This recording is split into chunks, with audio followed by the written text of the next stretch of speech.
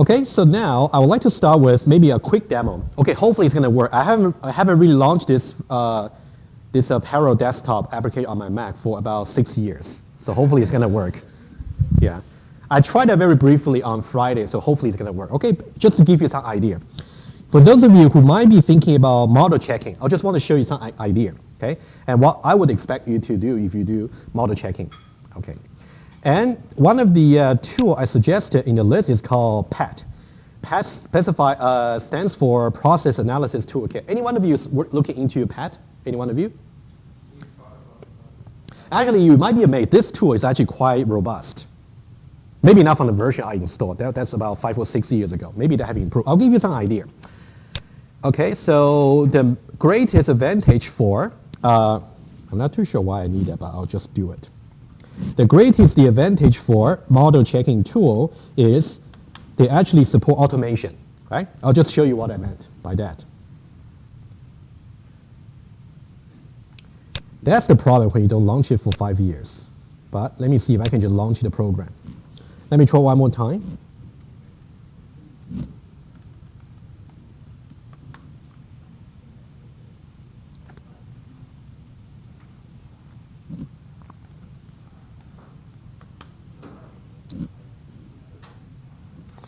I'll try just one more time. If it doesn't really work, I'll postpone this maybe to Wednesday for everybody. But let's see if that can be launched.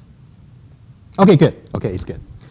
Okay, so the way PAT works will be very similar to other tools, very similar. Basically, like all other verification tools, they got some specification language, which will be formal, and then the goal for the model checking tool is to build a transition system, like a DFA, okay, as I said last week. So now the advantage for the PAT, they got many modules over here for you to use, right? They got LTS, I believe that stands for Label Transition System, like a DFA. And then they also got CSP, and they got different modules, you can look into it. And as soon as you install the tool, they got many examples over there to show you, right? You can just go to each one of them and then try to explore a little bit to see what you can do in your input source language, okay? Let me just choose one of them, okay?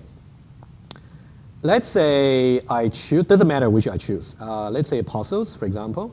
Let's say a bridge crossing problem, okay? If I choose that, we don't have to go into the details for that. I just want to show you how you can interpret the example overall, okay? I'll just choose something here. Basically, that's the specification language, right? They got different operators, they got different ways. For example, you can define some constant over here, and here you can actually declare variables, right? So now, should you choose PAT, this will be the minimum you have to do to see this is how I can declare variables, right? And then to give some initial value, okay? And then the other things are just about different operator. You can look into it if you choose PAT, okay? But the kind of idea. So now, let's say this. If your compiler is going to target for PAT, right? Again, let me just review this particular process very quickly. And then we'll just see how the example can be built up. What's going to happen is, let's say you have some input over here, and then the input program is going to go into your compiler, and then it's going to have some output. And the output is going to be fed into the PAT, okay? And then it's going to give you some result. Let's see what the result might be, okay? As long as your output can be loaded to the PAT without any syntax or type issues, then that's good, okay? Whether the assertion will pass or not, maybe another story, okay? But at least for the example you're going to supply to me, I will hope they will work, right? Okay, let's see very quickly the example, okay? If I just try that one, and then you can see, I can see, say, check grammar, right? Okay, somehow you can see no syntax error over here, right? You say it's compiled, okay? And now what's interesting about model checker for this PAT, they got very nice GUI support. If I go into, let's say, simulation, what they can do over here is they show you the process of building the state transition graph. They tell you now initially for your system, let me see if I can make this a little bit bigger. I cannot anyway, so when you see the recording you will see. So this panel here shows you the initial states for all the variables. And then in the beginning, the only transition you can take will be init. If I click on that, and then it tells me, okay, let me see if I try that. It says nothing is enabled. Interesting. If I just try another example, I do want to show you the one that can show you a little bit of simulation. Let me just go to another one, okay? Let me try. If I try simulation over here, okay, so now you can see initially something that's available. If I take that, it's going to update the diagram accordingly, right? And then, so now I can still try that, and go ahead, right? So now you can also try this another one called generate graph. That shows you this is the transition graph for this particular system, right? Of course, your compiler doesn't have to worry about it. I'm just showing you what the model checking tool can offer to you, okay? So that's about simulation. Let me just do one more illustration, and then we are done for the model checker. Another one can do is verification. You can see at the end of each specification language for the model checking tool, typically they have some certain assertions. I'll show you one example here. They have assertion over here. For example, they say assert, they say the register process refines register abstraction. Anyway, it's just one particular assertion. I believe for PAT, they also can assert certain invariant property that you can look into. Okay, so now all I can do is I can go to verification, and so these are the assertions that we have, right? So maybe I would say for your particular compiler, if you supply to me 10 examples, at least some of them, if I try to try similar example and then I load your output to the pad, it should be with no syntax error, number one. Number two, if I try to verify that, hopefully the example you supply to me at least will verify, right? So now if I try that, okay, this one verify, you can check mark. And then telling you over there, you just tell you how many states they have already considered, okay? I cannot make it bigger, but anyway, it just summarizes the state information. I think for Alloy, it would be something similar. You gotta know the input formats for the Alloy, and then to see what kind of assertion you can do, okay? Any question about model checker? Yes? So the output from Alloy would be whatever. Yeah, so you can think about one possible output for your compiler if you choose PAT would be basically this file over here. You can think about basically this. Whatever input language you have, you want to compile that into this output. Okay? And the output, number one, if you try to check grammar, it should be okay, no error. And then if you try to verify, hopefully you can also verify. Okay? Okay, any question about model checker? We're okay, right? Okay. Just something very quickly, so we're done with the model checking tool. So far we have seen the theorem prover, we have seen the model checking. I think for Z3, maybe I can do a little bit demo, maybe next week, but we want to finish something. Okay, okay, so let's talk about assignment 3 very quickly. Okay, any of you know what regression testing is? All of you know about it, right? Maybe all of you actually did it back in 3311, I guess. Okay, I just want to mention very quickly to you. Okay, there is there's some diagram over here. Just to okay, I'll just say very quickly, right? Just in case some of you might have forgotten. I think it's a very good practice for you, not just for the assignments, but also for the project. I'll mention very quickly. Specifically for your assignment number 3, okay, there is an Oracle program that's made available on the Person Lab, right? I think it's called something called Solver, right? It's an executable. Okay, and then you are given maybe about 3 or 4 input files with the corresponding expected file, right? However, we do expect you to come up with more test cases because that's how we grade your submission later, okay? So the way regression tests work is every time if you introduce some change to your software, you want to run all the regression tests to make sure you haven't introduced any error. That's the idea, right? So now the expected output over here, so you got all the expected file over here, and also these actual files are the actual output from your compiler. You want to make sure they are one-to-one equivalents, right? Anyway, I wouldn't cover too much, but that's the essence for the grading, the regression testing script I made available to you in Python. Feel free to use your own regression testing script. Okay? This is not really required for the correctness of your project, but given that you're in the 4th year, I hope you will do something like that. Okay? Anyway, let's not spend too much time on this. Okay? Okay, let me go to the actual lecture. Let's see how much we can do.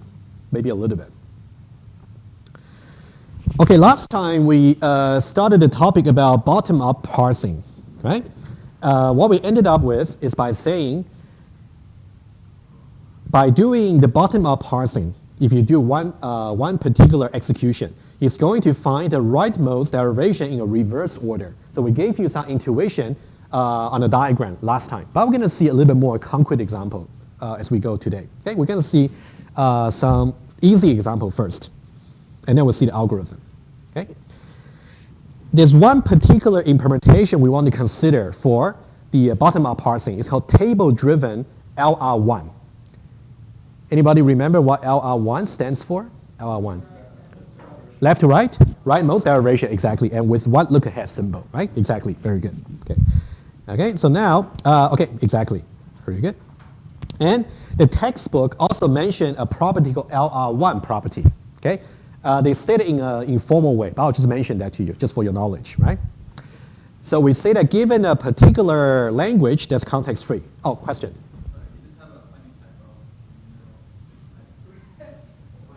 Oh, which one?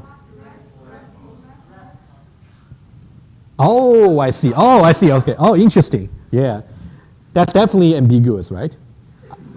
I think I meant rightmost. Okay. Yeah. Yeah. Good. Thank you. I definitely meant rightmost. Yeah. Interesting. I guess something maybe okay. Okay, that's fine. Okay, the next one is fine. Okay, good. Okay, so now the textbook mentioned about LR1 property, and a language will satisfy it if the following is pretty much correspond to the LR1 parser, okay, definition. So language can be parsed from left to right with a single scan from left to right. Okay, and also you can actually build some reverse rightmost derivation, exactly bottom-up parsing, and then you can use just a look-ahead symbol, just one symbol. Okay, that's a LR1 property. They pretty much say the same thing, but one is about a parser, the other one is about a language that's parsable by LR1 parser. Okay? There's some definition here. And the critical step in a bottom-up parser is really to find the next handle. Okay? You can think about handle means we can successfully reduce what we have found so far into some, okay, I'll make it very precise over here, just using a page. Give me one moment. Okay. Okay, without going too much into implementation detail, okay, let's say this. If I have this particular input, right, so with this many words, and then we're trying to scan from left to right, okay? Let's say, for example, for some reason, I decided, let's say this is alpha, this is beta. And then let's say somewhere in my grammar, right, you should always try to parse with respect to your grammar. So maybe the grammar simply got A produces alpha and beta. Okay, let's say that. And now as soon as I have read alpha and beta, so now somehow I know that I can reduce this particular sequence of symbols into A. So basically I'm trying to build a partial subtree, basically, right? So now you can think about A produces alpha beta is the one I'm trying to use for reduce, right? It's more or less what they call a handle. We'll see a little bit more precise definition for this one later. But every time when you talk about a handle, that means you can do certain reduction, okay, from a sequence of symbols into the left-hand side of some variable according to some production rule. We'll see example today. Okay. Anyway. Okay, and then so that'll be the algorithm for doing bottom-up parsing. Okay, let me just go over line by line. It turns out this one here is not that hard to see the code, not that many lines of code. But to trace it, I'm going to do some very simple example. Even to trace it is quite tedious, but I think we should do at least one just for completeness for your learning. Okay, let's say we want to define a bottom-up parse algorithm. Okay, you're given some grammar, which I'm going to put aside. And then, also, you can see the input here. It's very important to realize we have two tables over here. That's why it's called table-driven implementation for the LR parser. And let's, for now, we assume the action and go-to tables are simply given to us. Let's assume. But after today, hopefully Wednesday, we're going to see exactly how to construct these two tables. But for today, we assume we got those two tables. Okay? We'll see exactly how the tables look like in just one moment.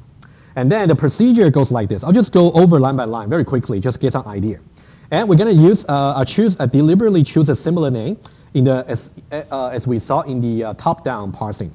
You got a trace stack, initially empty, and then you simply put a start symbol over there, like a starting states.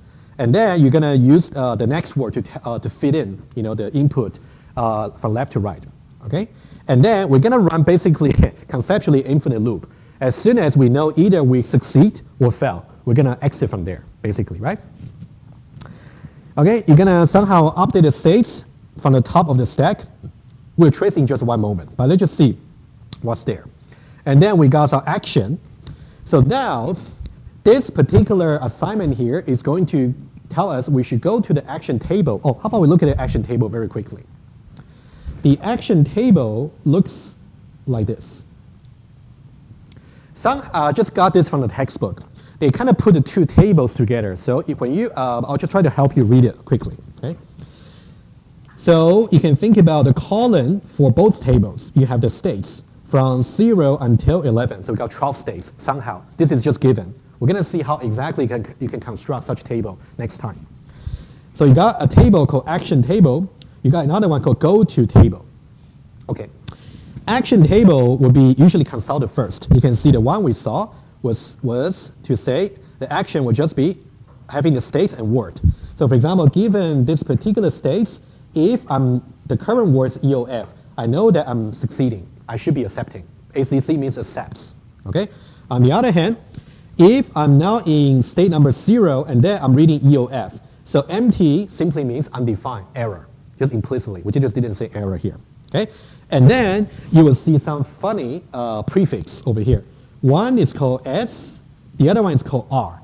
Okay, let's mention that very quickly. That's also on the slides. I'll just mention that here. So now, for example, in the actions table, when you say S something, for example, S3, that means to shift to state number 3. In that case, I will go to state number 3. That's what it means. So S stands for shift.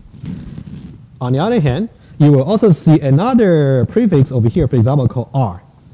Okay, R means reduce. Okay, remember reduce? That's when we try to find a handle, right? If you say, let's say, for example, R2, reduce number 2. You want to take a guess. What does the 2 stand for? Does 2 actually refer to the states number 2, or it refers to something else? Not really. Well, remember somehow I said reduce corresponds more to like a handle, right? Handle is like if I try to find some matching sequence of words, I'm trying to build some partially built subtree.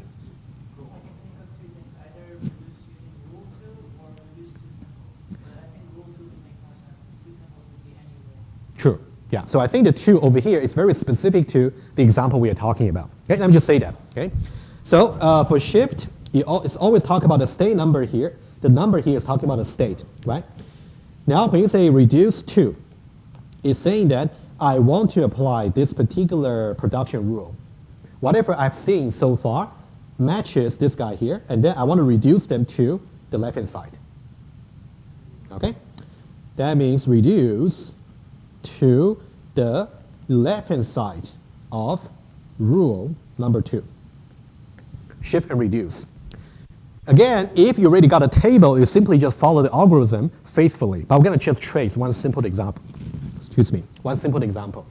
And then next time we're going to see how to construct this table. But let me tell the conclusion first. Tracing this particular algorithm and also constructing such tables, in practice, you wouldn't do it by yourself. Because when your example gets big, the table gets very big as well. It becomes simply infeasible, error-prone if you try to do the construction or tracing yourself. So there will be some parser generator like Amplif4. Given the grammar, they will simply generate the algorithm and also the tables for you automatically. But now, since we're learning more about the theory in the class, so we should know, at least for the simple cases, how we can construct a table. Okay, just want to make it clear first. Beyond this course, you don't really have to construct a table yourself, right? At least you should know how to do it in simple cases. Maybe later you have to write a parser generator yourself. In that case, you have to know how to construct these things automatically. Okay. Okay. So now just about the algorithm quickly, and then that's the action table. Oh, how about the another table? It's called Goto. The Goto table is actually very interesting. Okay. The Goto table, you can see again, is also having this particular. Oh, let me use a different color. You're still using this particular column over here. Still, the column will just be state. Let's say I'm now in state number 0, okay? And then if I want to somehow reduce to list, and then I should go to state number 1. Basically, that's what it means. Okay? I'm going to trace this precisely in some simple example. Okay, so now if I go back to the algorithm, so now the act will just be whatever action we should do, either shift or reduce, typically. Okay? So now we have to basically run an if-else-if check, right? Basically, there are only 4 possibilities. Either accept, or reject, or shift, or reduce. Only 4 possibilities, right? Conceptually, it's not complicated. If the action from the table, for example, if the action from the table is simply ACC, for example, that means we want to accept. We're done. Okay, it's a success. And if that thing over there is a reduce, in that case, the handle we have is A produces beta. In that case, we're going to do some reduction. Okay, the detail, we're going to update some stat. I'll show you when we trace the code. And now, take a look here. When I look at this algorithm the first time myself, I was a little bit puzzled by this guy here. This is saying, we're going to do the pop operation on the trace a number of times. And that number of times depends on what the size is for the right-hand side, for the production rule. For example,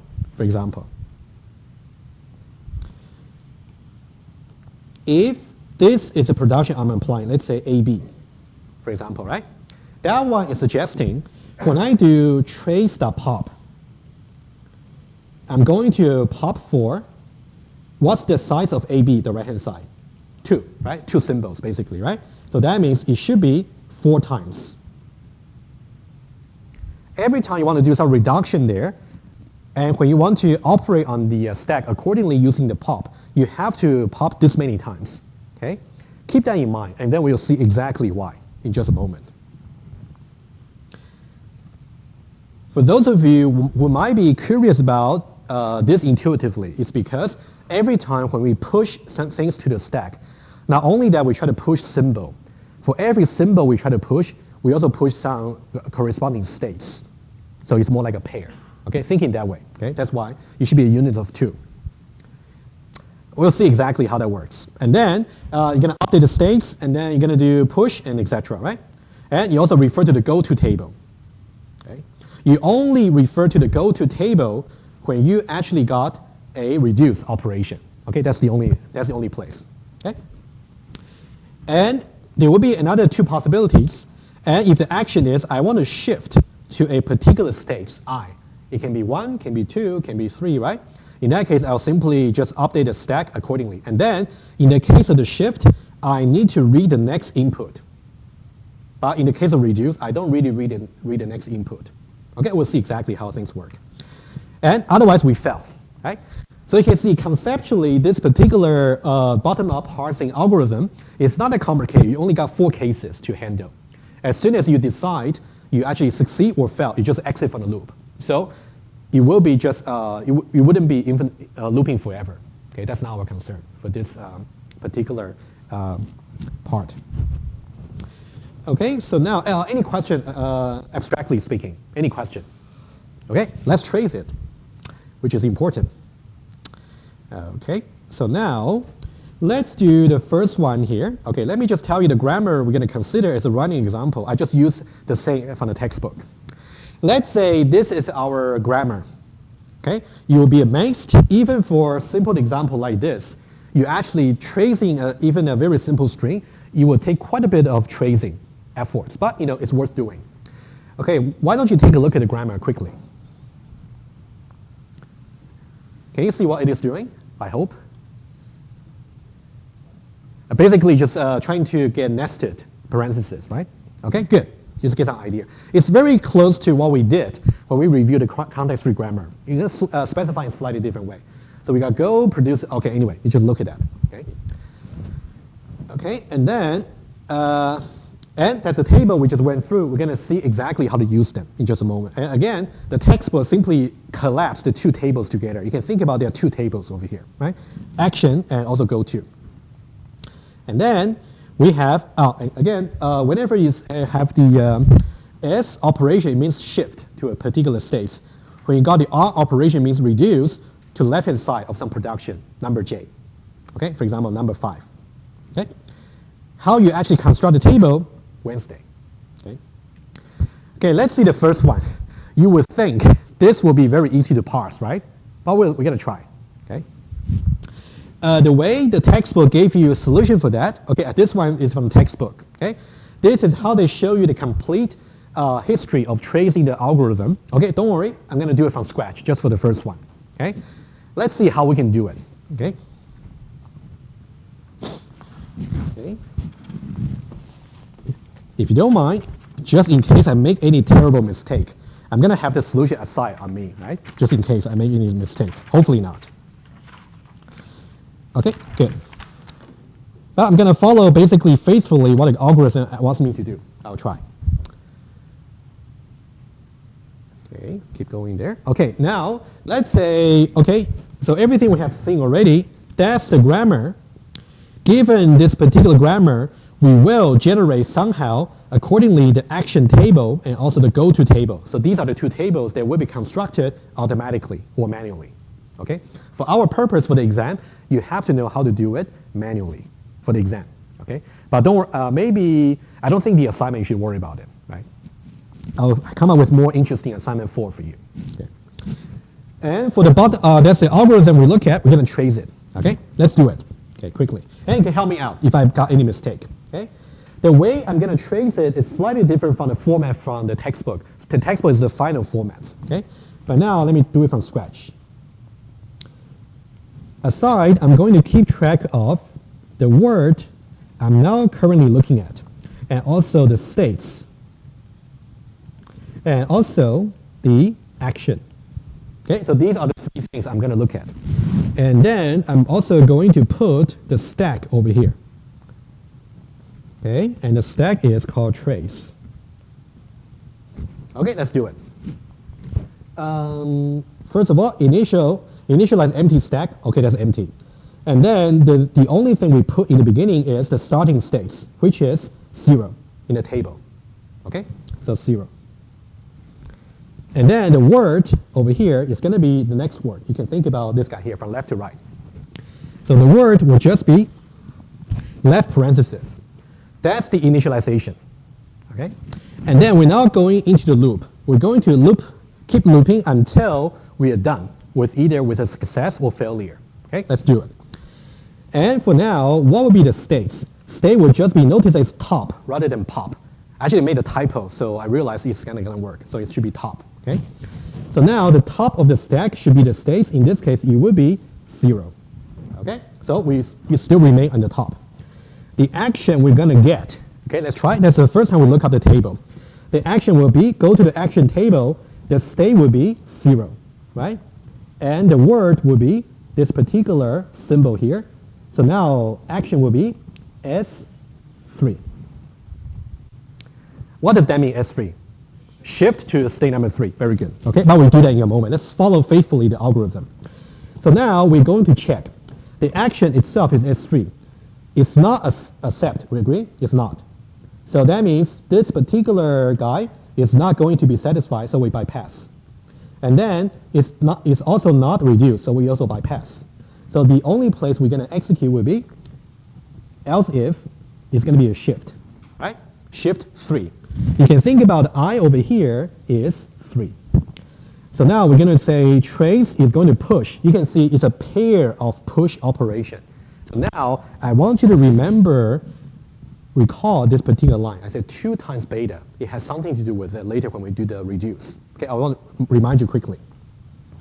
Okay, now we're going to push number 1, the word, which is the word over here. And then we're going to push SI. Okay, in that case, it would be just the state, just 3. Okay, questions? Okay, and then in the case of the shift, we're actually going to also see what the next word is.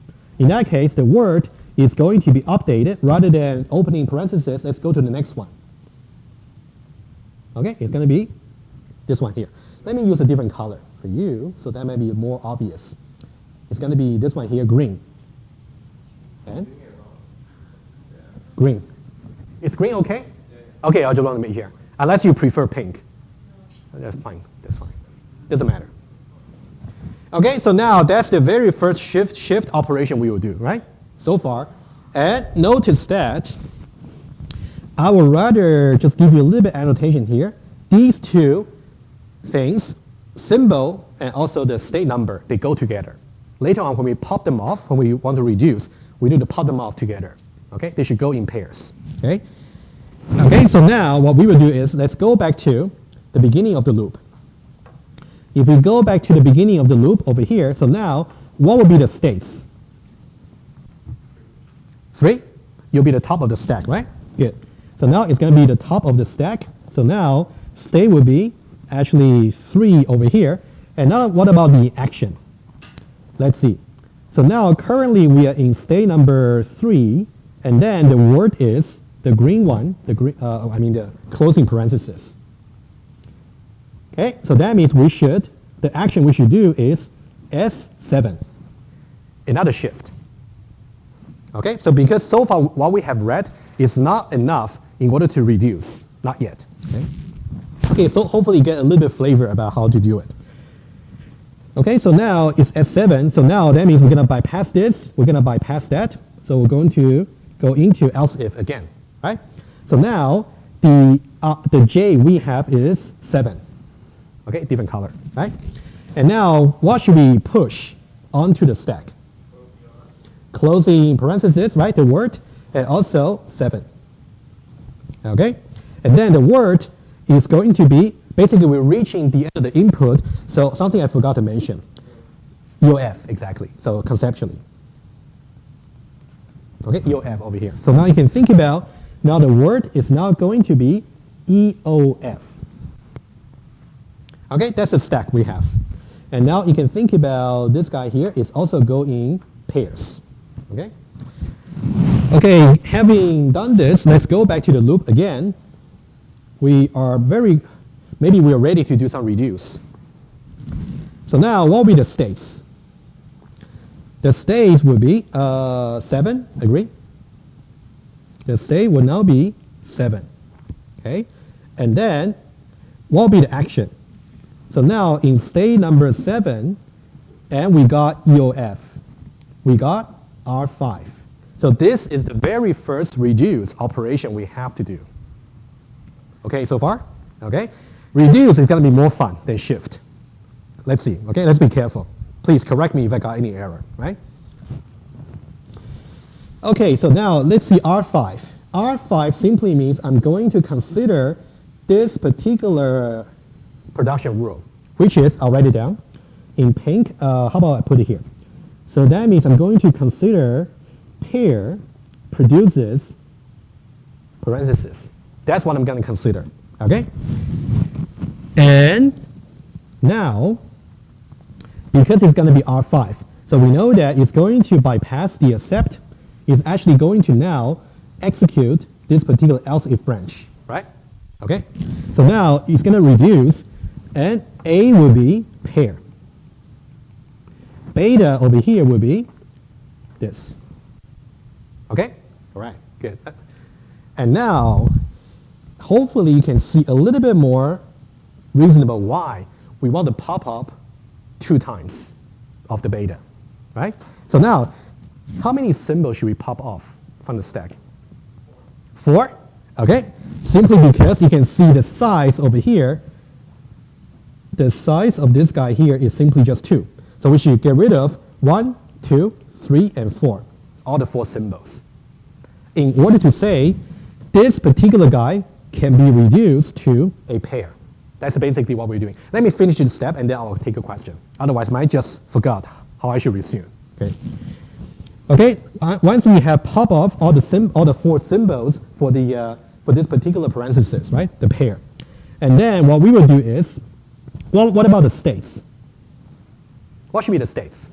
0. Very good. And it should be 0 over here. That's good. And now let's try to do push. So now, what should we push? Pair? Agree? Because now we're really talking about the pair over here. So what I would do is I'll put pair over here. And then what about the next? We got to look up the Goto table, right? Let's look at the Goto table. Again, we assume we have such tables, so you don't have to worry about how they are constructed for now. So when we go for the Goto table, you will see the states over here is simply just 0, and also the A over here we are talking about is pair. So we should go to 0, and then we go to pair. And then that tells us to go to 2. Are we okay? Everybody is okay? Okay, I know it's getting a little bit more complicated, but we're almost there, okay? And then after this, that means it's 2.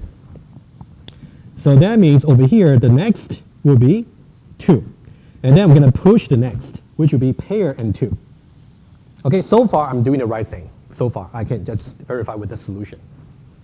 Guys, any questions? Abdul, you guys have a question. Go ahead. No, I was just like, because I thought it said top, but it actually said top. Oh yeah, exactly. You gotta be very careful. I think I already traced it once before today's lecture. I think it's okay. Okay, yeah. I'll be very careful. Yeah, sometimes you may have to do pop. Sometimes you gotta do top.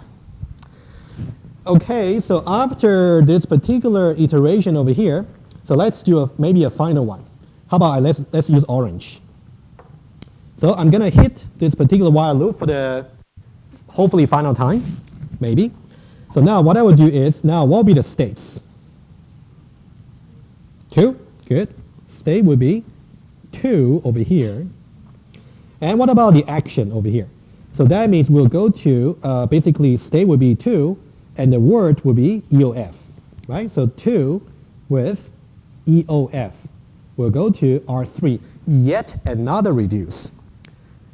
Okay, I'm gonna draw the corresponding parse tree in just one moment. But for now, let's finish the algorithm, okay? So now if I got 2 and EOF, that tells me I should go to R3. Basically, that's R3, okay? So the action now should be R3. Oh, I beg your pardon. Previously, I forgot to really put R5 over here, right? I've just forgot. It should be there, okay? Yeah. So now the current action should be R3, okay? So now we know that for this particular R3 over here, it's not going to match the accept, okay? And it's going to match this particular else if. So I want to reduce. So now tell me something. If I want to say reduce over here, what should be A and what should be beta? Okay, so R3 over here, I'm going to write it down. So I'll put it here. So that will be list produces pair. So that means the A over here should be list. The beta over here should be pair. Right, just doing some substitution, right?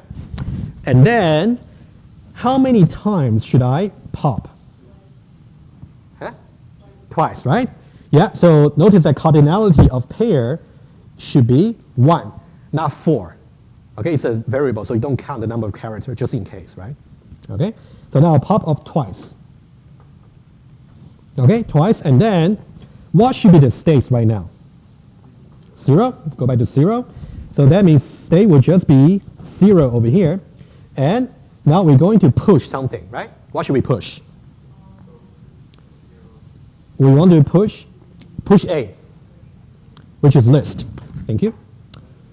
If you don't mind, I'm going to put it here, okay? List over here. And then list, and then what will be the next? We should say go to, the state will be 0, and also the A will be list in this case, right? Hopefully you can see from the color over there. So now we're going to see 0 over here, and then we go to the list, and now we have 1, right? Next is 1.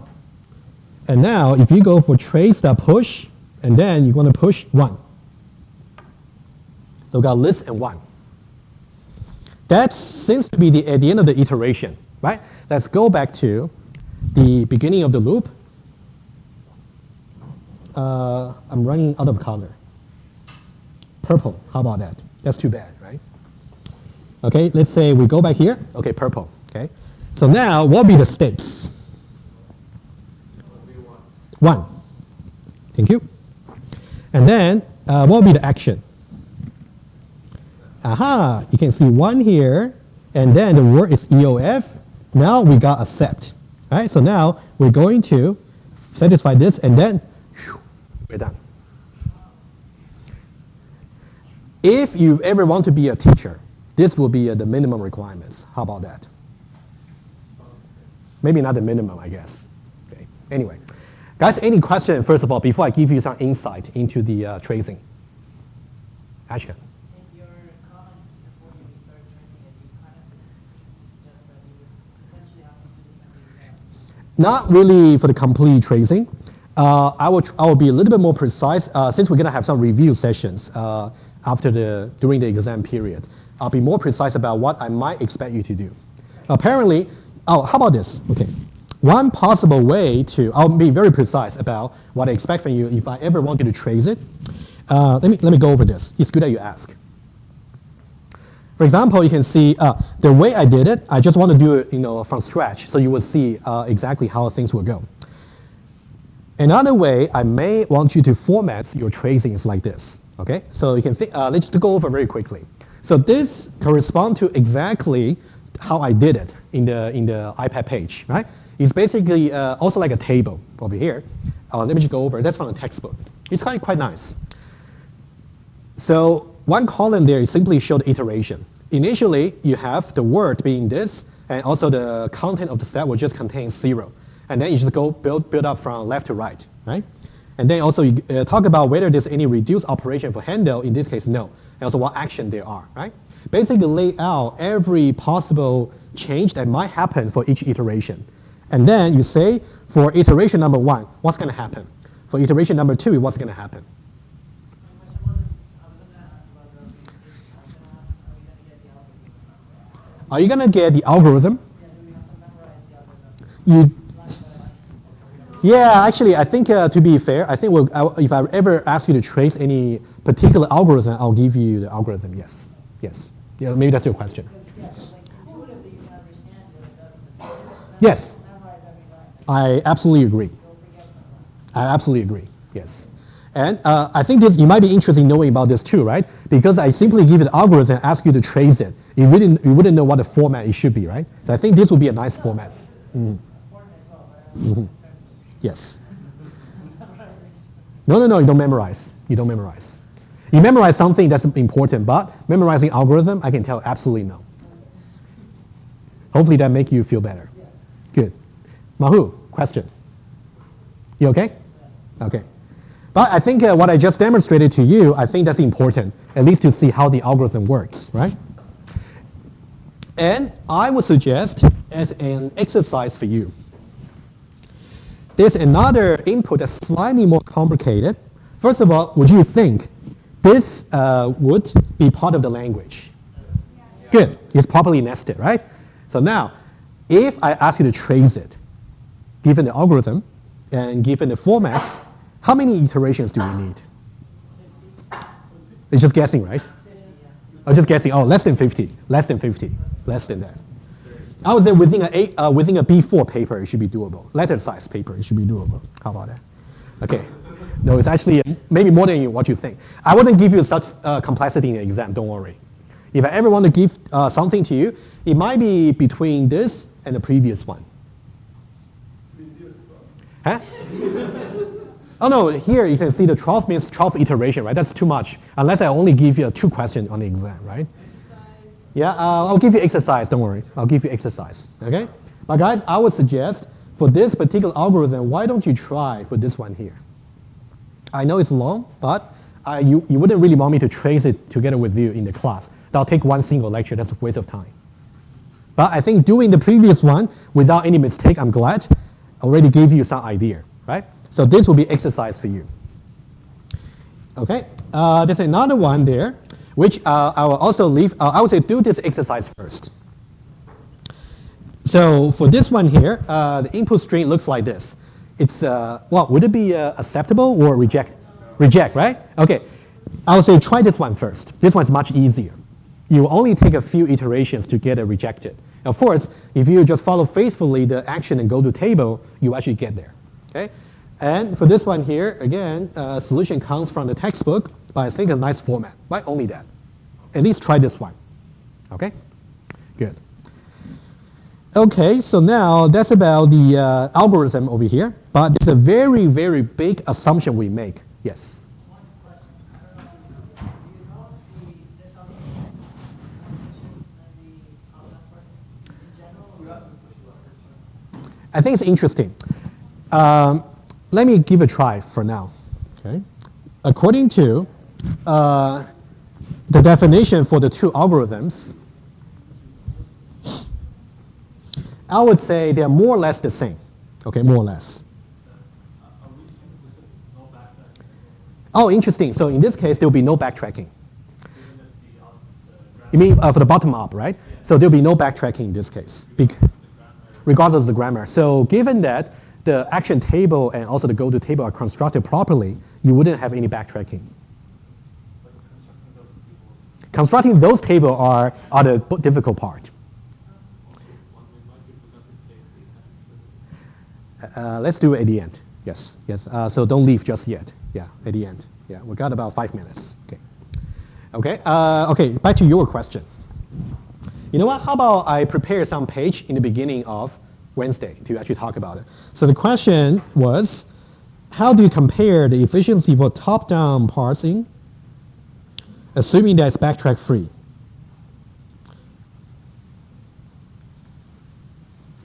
Versus the bottom-up parsing. Okay, I'll start from this page over here to talk about general efficiency. They are basically equivalents, similar. Okay, but I'll talk about it on Wednesday. Okay. Let me talk about a little bit more things so that we can make our life easier on Wednesday, right? Okay, so let me go over this slide and do some example together with you, okay? And let's see, about 5 minutes or so. So now there's something called LR1 items. That's something so now we're moving gradually towards how to construct the actions and go-to tables. We're going to do that gradually. So now, let's say for a LR1 parser, so the action and go-to tables that which we assume they exist, they somehow encode the legitimate ways to actually do reduction and also do shifting. Somehow they encode all the knowledge together without the need for backtracking. That's pretty nice. But the construction process will be difficult.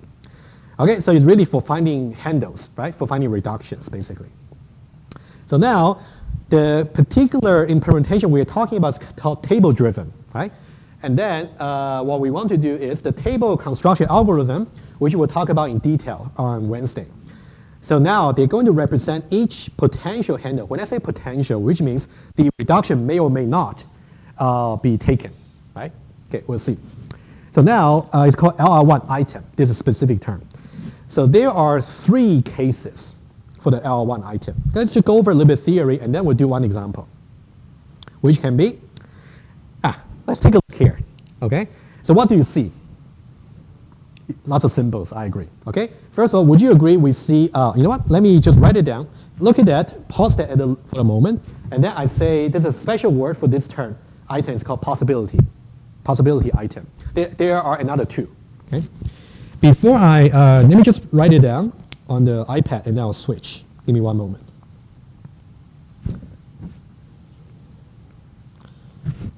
The bullet points is not a typo, by the way.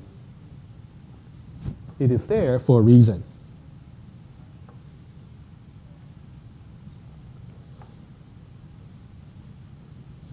Okay, good. Okay, so we are basically talking about a particular production. A produces beta followed by gamma.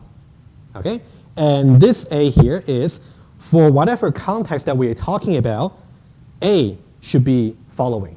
Remember the follow set we talked about? It's a look ahead, basically, right? So whatever A that may follow, if that corresponds to the look ahead symbol, that means we're okay. If they don't match, we are failing. Okay.